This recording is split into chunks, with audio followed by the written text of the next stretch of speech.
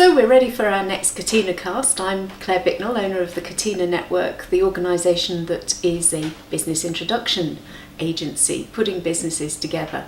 And we use these Catena Casts as the means to find out more about the people behind the business. So it's a tough job, but someone has to do it. I'm here today at the Checkered Flag Wine Bar, talking to the team behind Sam Randon Racing. Let's go and join them. Our guests today are Neil and Sam Randon of Sam Randon Racing, one of our probably more, I won't say more interesting businesses, but different. Not the norm. So explain a little about Sam Randon Racing. Well, we're a small motorsport team based in Derby, and really the company is based around Sam's racing. So it's something we've been doing for 10, 11 years. Coming up for 10 years. So how old were you when you started? Started really, I suppose if you go right back, it would be like 10 years old at a little rainy track in Buxton. But sort of properly started at the age, 13 was it? Yeah, about 13 when it got serious. So we actually bought equipment and the money started to hemorrhage, and it then continued for many years. Exponentially. I see. And do you feel okay about this? Yeah. It's only money. You can't take it with you when you're gone. Just you put the line in the sand, so we know where we are with that one then. So. It's a proper business. It's a proper business. We're a limited company. We sell experiences and hospitality in return for financial backing that we then use for the racing. So the way racing is funded, it's really down to the driver to bring the money in, and it's the same all the way through. Provider, parent. Yeah. I mean, I was just got you've hit just with done the unlucky stick and had poor parents. So tough. But that is quite common. I mean, a lot of motorsport is funded by family money. Mm-hmm. There'll be a sticker on the car, but it's the family business. And unfortunately, we are not in a position at the level we're trying to race at to do it with family money. So, for example, the Clios we were trying to race last year. So is this the family car that you've just sort of stolen a car, put some stickers on it and run it around the track? Well, you joke, but Dad actually sold his Porsche 2014, which funded one weekend when he crashed the car twice. Yeah. Oh my goodness, and you're still talking? Yeah. We're in it together, and we always have been. We've had some highs and lows. And we've always said we win together and we lose together. And there's been occasions where the mechanic let him down in go-karts and bits flew off the go-kart when he was leading. And we didn't talk all the way from Scotland driving down the M6. So, sorry, can you tell us precisely who is the mechanic? This fella to my right. In karting, I'm not in car racing. For obvious reasons. You've learned. Yeah. Right. So we've talked about winning and losing. I've been watching you on social media. So the last 10 days of your life has been a bit of a roller coaster, hasn't it? It's been pretty hectic because all through winter we've not been racing, and then with 2 weeks to go we were racing, and then so how did that happen then? So not racing because you didn't have funding? No funding, and then we actually managed to get some funding together through one of our sponsors, Twin Centric. Mm-hmm. And then the sort of next challenge, because we're taking a slightly different route this year, is that finding another driver, because we do an endurance race and we swap over halfway through the race. So Neil, you were saying this was a bit like Le Mans? Yeah, it's Le Mans style racing, so they are GT cars, Grand Tourers. The races are longer.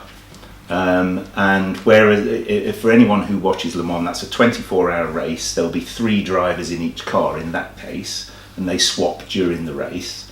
And there's different classes in the race based on the power of the car.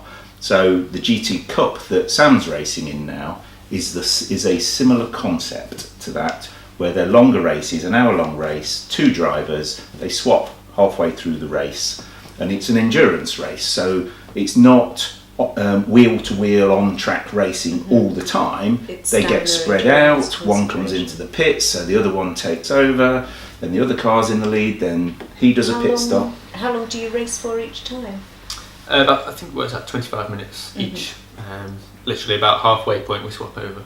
So you were saying that you didn't have a co-driver? No, we didn't, and we were let down the odd time. So one day it was on, and the following morning it was off again, and then literally it was the Sunday or the Monday before the weekend. We managed to find Freddie and partnered up with him. Had you met Freddie before? I had not met Freddie. No, I hadn't heard of him. He probably hadn't heard of me, and it was just through a punt on LinkedIn, really. Really? Yeah. Goodness. Yeah. So we used LinkedIn, and I placed an advert on LinkedIn, and Freddie's mother saw it. Family I know. And she connected, and we had some discussions then. And it was always a risk because we didn't know how good he was going to be, and he didn't know how good we were. You know, and people were asking for deposits, and it's like, well, this is a lot of money, and I don't know you. So it was all very last minute. Do you have to pay? Do I have to pay you to race with you, or some people make it work like that. Some people want us to pay them to race with us. Right. He had to pay his way. We needed a driver who could pay his way. So the car isn't yours. No. It's a team car, and you need to pay the team Yes. for the luxury of driving it. Yeah. I see. So they run it as a business themselves. Of course. So they have 2 cars, and they're looking for paid drivers to come and. It's a bit like horses and jockeys in racing, I presume. I then, guess isn't it's it? very similar. Yeah. Okay then. So when did you meet Freddie? Met him on the Friday of the race weekend. We went to Lincolnshire, Blyton Park, for a little shakedown of the car. And that was Down of the car. Well, bits do fall off.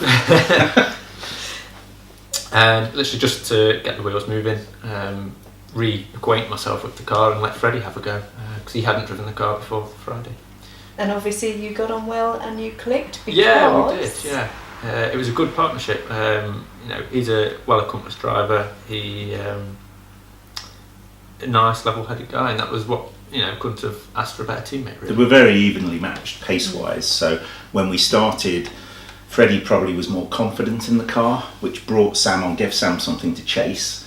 I was going to say, is there that sort of boy competitive... Yes. Oh, I'm so competitive, yeah. Yes, thing. Anything you can do, I can do better. Yeah, definitely. So it was good to have a sort of more experienced teammate, because he's driven British GT cars before and Euro NASCAR.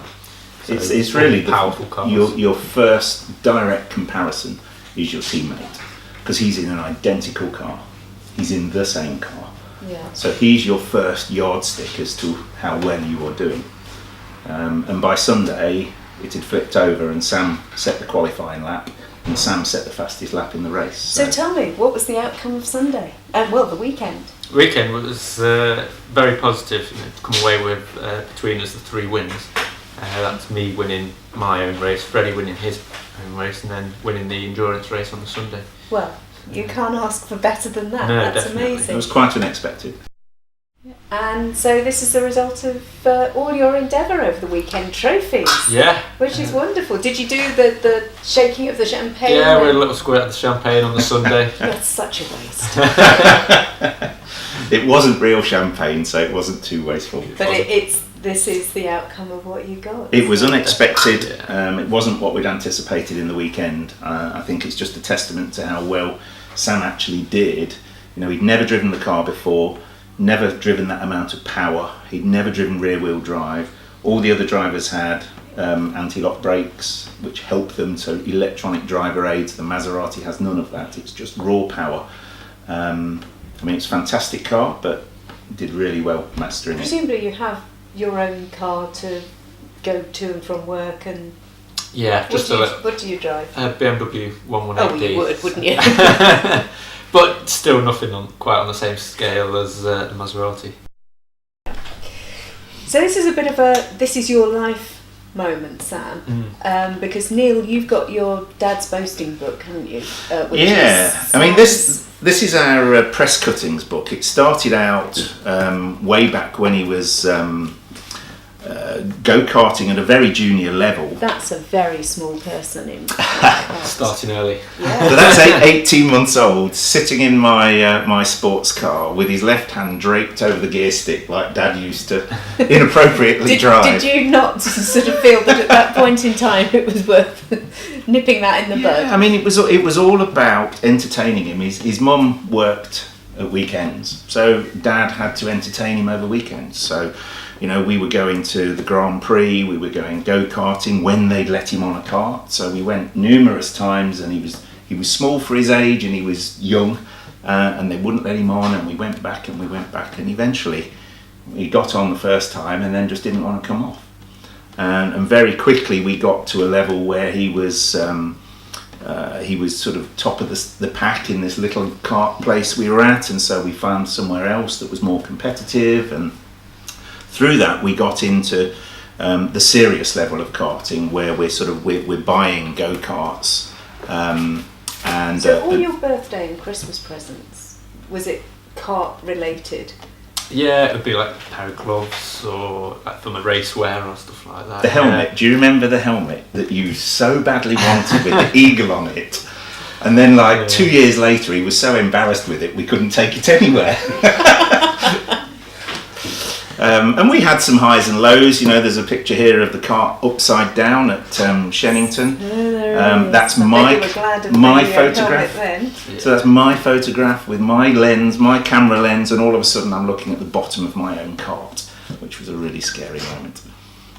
But he survived it. He bounced. It was quite tame, that one was, looking back. Have you done worse than that then? Certainly had a worse shunt in the Clio a couple of years ago. Yeah, that hurt more. Well, I guess to talk about this seriously then, I mean, everybody's aware of what happened to Billy Munger, 18 months ago, is it that Probably long 12 ago? months ago. Yes. It was Donington Park. It was year. Donington, Yeah. wasn't it? And the miraculous sort of return to racing that he's got. Did that make you think, whoa, I need to second think about this? How did you both react to that? It's shocking, everybody knows how dangerous motorsport is, especially all of us taking part in it, but it really sort of opens your eyes to think, wow, how serious things can happen. But on the flip side of that, there is also how rare these things happen and how good the safety of the cars is, as well as the response from all the officials and the marshals there. But no, it's amazing to see him doing well now and getting back to it. Yeah, it's really inspirational, really. I mean, it is strange because as a parent, I don't worry about the safety. That's not what I worry about. I worry about the car being written off and he's losing his cash, isn't he? I worry about a lot of things, but it isn't really the safety, because we've had some big accidents and other people have had even bigger accidents. And we're in a saloon car, so he's wrapped in metal, so he wasn't quite as exposed as Billy was. I worry about the disappointment. I do worry about the money. I worry about the money, especially in the Maserati, because that's a lot of car. Well, let's talk about the money, because you've got a sponsorship package, and we'll talk about that in a moment. But you've had somebody that has sponsored Sam for a number of years now, so let's bring him in. Robert, can I ask you to join us? So I guess you owe this guy, Robert, a big debt of thanks. Yeah, Robert was our first sponsor back in 2013. It's a long time now. Yeah, so 5 years later we're still hanging on to him. Still talking. So what did you see in Sam that gave you the bug, I guess? It was literally just a casual conversation with the guy who Mark Leasley used to drive you, didn't he? Yeah. And Mark's a friend of mine living in the village, and at the time I was director of a company marketing a drag reduction coating product, and we were looking for an opportunity as a company to see if we could get some data on racing cars and improve performance levels. So that's where it all started, talking casually to Mark, saying that Neil was looking for sponsorship. Sam had got ability, so looking into Sam and realising he'd stepped out of karts, he was in a road converted car to racing car, and we thought we'd take a punt at it really, and that's what we did. So I arrived at the garage, the team garage down in Northampton somewhere, put the coating on, then went to Brands Hatch and just watched and listened, and this time we hadn't really committed anything. Sam hadn't had a P1 on the grid. I remember Not until that weekend. Not until that weekend. And he'd not had a win. He was chasing the tail of a Norwegian guy, Tommy. And Sam drove away from everybody. And so that sort of thought... Put it down to our polish. performance. I know I'm talking about a product, but I then went back to the board and got a commitment from the board to actually support Sam at that stage. So that's where the party started for us. The performance we got out of the product was important. The results we got off the product were important. But I also sort of fell in love with this guy and his ability, and I've supported him all the way. As a sponsor, people don't potentially realise what you actually get for it. You get so much for it. People think you're just putting a sticker on a car. That's what we first discussed, wasn't it? You don't just get a sticker on the car. You get hospitality. You get scope to because you're going all around the UK. The racetracks are available. If you're a national business, you can bring customers and clients to So which the racetrack. racetracks do you race at? It's probably easy to say which we don't really. I mean, there's potential to go, literally from Scotland all the way down to London. Oh, okay. There's tracks all over the country. So that's a huge benefit, and that actually did bring another company from Swaddling Coat on board for 3 years, didn't it? Because they supplied power stations.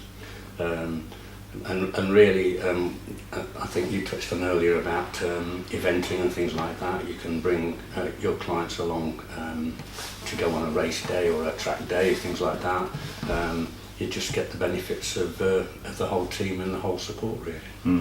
So we can do what we call adrenaline days. So we can do fast passenger rides. So your clients get strapped in the car alongside Sam and get scared. I won't go in it, but your clients can by all means. This is a really good sell, isn't it? Your own dad won't go with you. We can do go-karting days, so we can set up a go-karting event and use Sam as the stig. So you bring up to 20 of your clients or employees maybe, so you do it as a sort of team building day. Sam is quite an accomplished after dinner speaker as well, so he's done that on several events, some charity but some with sponsors as well, and we can have the car on static display. So it's really about, we would tune the package to what the client prefers. If people are into TV exposure and having a big sticker down the side of the car, we can do that. If they'd rather spend their money on the hospitality side and entertaining clients or employees, we can focus the returns on that. So I think there's a misunderstanding as well. There's also a family orientation to the race day, because people can bring their children along, and the children can go in the car, they can meet the drivers, they can hold the pit board out, they can totally get embraced. Well, the children can't. Well, the children can't. Yeah, correct. Yeah, it's probably not big enough. But the client could, and that's quite special to hang over a pit wall as the cars are coming past at 100 odd mile an hour, and you've got your company logo on the pit board that Sam knows is his information, and that is critical. That's a critical role, and we could have one of your clients doing that role. Well, you've got a Catena sticker on the car. I might be doing that myself. Yeah. There's one other point I'd like to make though, is that we do support a charity, which is quite important to us, and that's created a lot of interest, hasn't it? Really. It has, yeah. And what's the charity? It's the Me and D charity based out of Derby. They look after families dealing with serious illness, possibly terminal. We started hosting some of their families at the races and just giving them a good day out. But we've also got into supporting their charity events. So Sam's spoken at the event and since been made an advocate of the charity. And we've also raised a little bit of money for them as well. Okay, so coming back to the business side of things, so with sponsorship and all the costs that are involved with racing, what does it cost to race? So when is your next race? Is there a cost involved with that? Have you already got your races planned out for the rest of the year? Is that all dependent on qualification? Is that all dependent on funding? It's all dependent on funding. So far we're only budgeted for 4 race weekends this year, one of which was last weekend. One of the championship rounds is actually at Spa in Belgium, which would be a great experience to go do that. But because we've got sort of a limited plan this year, we've had to cut the cloth accordingly, and we're having to skip that one so we can do another 3, albeit in the UK. But if we were to go to Belgium, we probably wouldn't be able to do the 3. So it's sort of making sacrifices in places to do a bit more, and it's all very much down to funding. It's a real balancing act, getting the balance between what we compete in versus how much money we've got available to spend, and also thinking about his racing career. So he's raced almost at the very top in the Renault Clios last year, the UK Clio Cup, which by coincidence are up at Donington Park now. But we are not racing those because we just cannot afford it. It's over £100,000.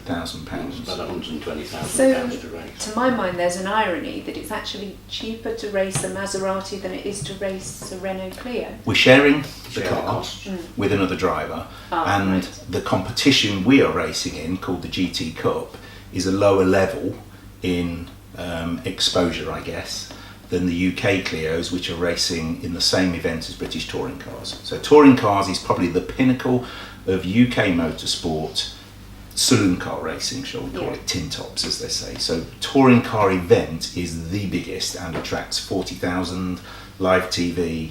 Okay, so sponsors may get some value out of live TV. My logo's live on television on ITV4 on a Sunday afternoon. Okay, so that's worth something.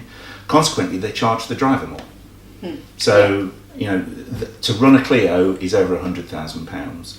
To run the Maserati for a year in what we're doing is probably half of that. And what are your career goals? Money were no object. Sorry, Neil. Hot palpitations. It's hard. There's so many series out there. I mean, touring cars is definitely a goal. British touring cars, world touring cars even. Certainly a lifelong goal of mine. The Formula One sort of dream, as many kids sort of grow up dreaming about, is sort of a different sort of route to me. It's probably already passed. It's passed. I'm too old now. Okay. But I mean, Le Mans and GT racing, and the pinnacle of GT racing is Le Mans ultimately. So that's where everyone aspires to be in the GT side. If he progressed in the British GT series, he's got an option to stay there or move into another race arena, but also it opens up Europe potentially. He could race in America, he could race in the Far East now. So there's a progression development through the GT series, provided we can raise the funding. And do you do that as an amateur or as a professional, or are you looking to in time be able to race as a professional? Yeah, I suppose that could be the lifelong goal, is to become a professional. At the minute I'm just Sam who goes to work at JCB 5 days a week and then races at the weekend.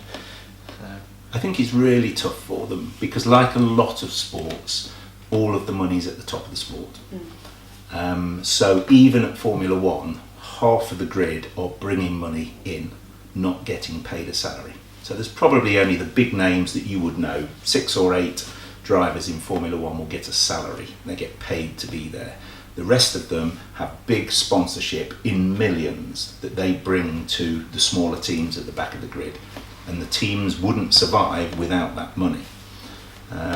So you don't always get the best driver in the best car. Even at Formula One, it's still about money. It's probably, you've got to be able to drive, but you've got to have the funding to even be in it. And that's one of the difficulties with the sport. I won't call it a frustration because I think we're quite satisfied with what we've achieved so far. But we had an agreement. Sam and I had an agreement when he was about 12 or 13 that we'll go as far as the talent takes us. But I'm not just going to throw money just to make the numbers up. And here we are, 10 years later, still moving upwards and surprising people. He surprised them in the Clios when he qualified on the front row with virtually on his very first attempt with no practice at all. And then he turned up last week again with no practice at all and did a clean sweep. Did you surprise yourself? Or did you Yes. know you could do it? No, I mean, it was total stab in the dark in a way. I mean, we've not driven the car since October, and that was on a cold, winter's day really. Two totally different conditions. Still very new to me, the car was, so definitely took me by surprise. So you're ready for the next one? Definitely, yeah. So I think we've put the pitch out there that there is some support that Sam's racing team really needs. We'll put all the contact details at the bottom of this video. But I just want to ask you one more question, Sam. How many times did it take you to pass your driving test? Did you pass first time? No. Sorry, what's that? No. No. How many times did it take? Only 2. Only 2. Well, that's good, because I think actually that's the better way, because you can do that.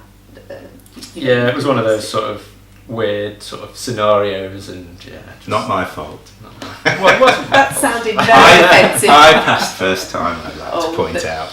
Before God had a dog.